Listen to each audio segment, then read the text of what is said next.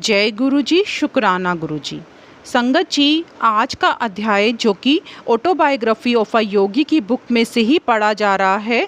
आज के अध्याय में परमहंस जी बता रहे हैं कि जब वो रविंद्रनाथ टैगोर जी से मिलते हैं तो रविंद्रनाथ जी उनका स्वागत बहुत अच्छे तरीके से करते हैं और उन्होंने जब उनसे उनकी साहित्यिक पृष्ठभूमि के बारे में प्रश्न किया तो उन्होंने बताया कि वे मुख्यतः हमारे धार्मिक ग्रंथों तथा 14वीं शताब्दी के एक लोकप्रिय कवि विद्यापति से प्रभावित रहे हैं। परमहंस जी को एक बार रविंद्रनाथ जी रांची में विद्यालय स्थापना करने के लगभग 2 वर्ष बाद शांति निकेतन में आने के लिए निमंत्रण देते हैं ताकि वो दोनों अपने शैक्षणिक आदर्शों पर चर्चा कर सकें। परमहंस जी वहाँ पर खुशी से जाते हैं और जब उनसे वहाँ पर वो मिलने पहुँचते हैं तब वे अपने अध्ययन कक्ष में ही बैठे हुए थे। पहली भेंट के समान ही इस बार भी उनको लगा कि उत्कृष्ट पुरुषत्व का चित्र बनाने के लिए यदि किसी चित्रकार को किसी मॉडल की आवश्यकता पड़े तो उनसे अधिक अच्छा मॉडल उन्हें नहीं मिल पाएगा। प्राचीन रोम के कुलीन पुरुष की तरह तीखे नाक नक्श, सुंदरता के साथ तराशा हुआ उनका चेहरा, लहराते केश और लंबी दाढ़ी के बीच सुशोभित था। विशाल नेत्र, देवता सदृश सौम्य मुस्कुराहट तथा बांसुरी की ध्वनि की याद दिलाती उनकी आवाज़ जो सचमुच मंत्र मुग्ध कर देने वाली थी।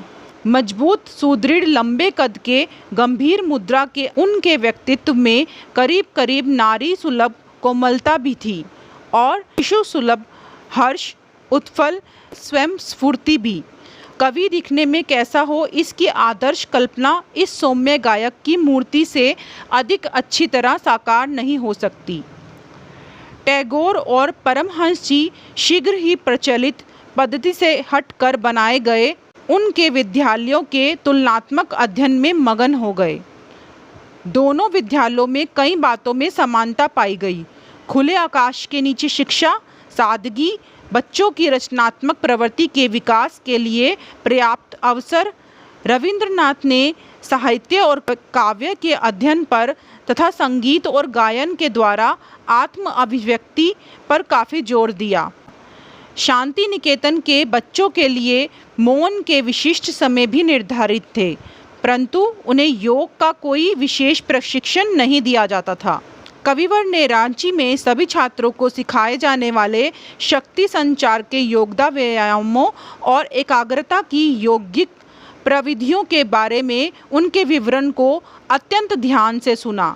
टैगोर ने जब परमहंस जी को अपने शैक्षणिक संघर्ष के बारे में बताया और हंसते हुए उन्हें कहा कि 5वीं कक्षा के बाद वो स्कूल से भाग निकले।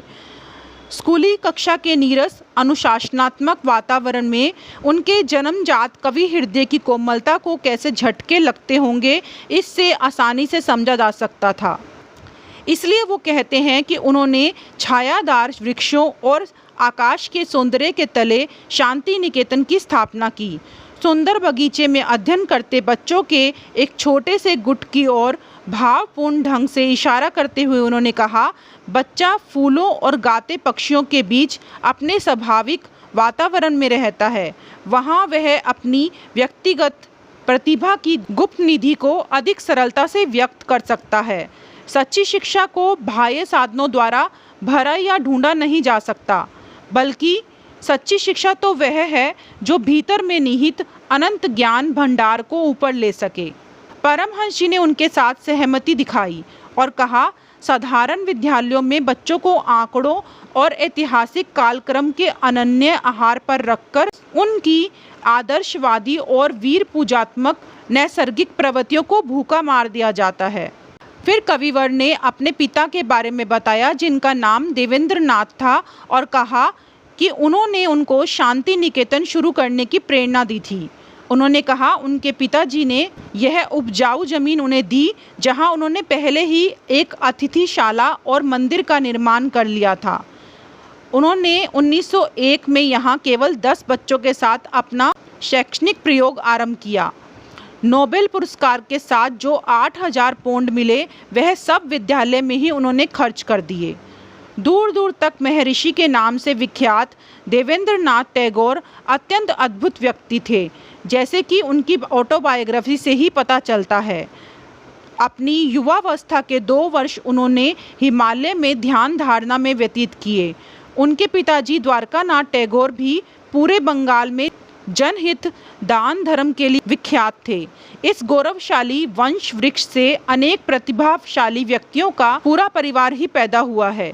केवल रविंद्रनाथ ही नहीं बल्कि उनके सगे संबंधियों ने रचनात्मक अभिव्यक्तियों में विशिष्टता दिखाई है। उनके भतीजे गगनेंद्र और अविनेंद्र भारत के शीर्षस्थ चित्रकारों में से थे। रविंद्र के भाई द्विजेंद्र एक दार्शनिक थे जिनसे पक्षी और जंगली पशु भी प्रेम करते थे। परमहंस जी से एक बार रविंद्रनाथ जी ने अतिथिशाला में रहने का आग्रह किया। शाम को आंगन में बैठे कविवर और बच्चों के दृश्य ने उनका मन मोह लिया। अतीत काल में वो पहुंच गए और उनके सामने जो दृश्य था वह प्राचीन काल के किसी आश्रम की तरह लग रहा था। आनंद में विभोर गायक और उसके चारों ओर बैठे उसके भक्तजन सभी दिव्य प्रेम के प्रभामंडल में घिरे हुए थे। अपनी मधुर आवाज़ में वहाँ पर रविंद्रनाथ ने उनको कुछ कविताएं पढ़कर सुनाई। अपने विद्यार्थियों को आनंद देने के लिए रचे गए उनके अधिकांश गीतों और नाटकों की रचना उन्होंने शांति निकेतन में ही की। उनकी दृष्टि में उनके पद्यों की सुंदरता इसमें है कि लगभग प्रत्येक छंद में ईश्वर के नाम का उल्लेख किए बिना ईश्वर का जिक्र करने की उनकी अद्भुत कला उनमें प्रकट होती है। दूसरे दिन दोपहर के भोजन के पश्चात परमहंस जी अनिच्छापूर्वक ही कविवर से विदा लेते हैं। उन्होंने कहा कि इस बात का आनंद है कि उनका छोटा सा विद्यालय अब एक अंतर्राष्ट्रीय विश्वविद्यालय विश्व भारती बन गया है, जहां अनेक देशों के छात्रों को आदर्श वातावरण प्राप्त होता है। जय गुरु जी। संगत जी, आज के सत्संग को हम यही विराम देते हैं। आगे के सत्संग को हम नेक्स्ट वीडियो में कंटिन्यू करेंगे। जय गुरु जी। शुक्राना गुरु जी।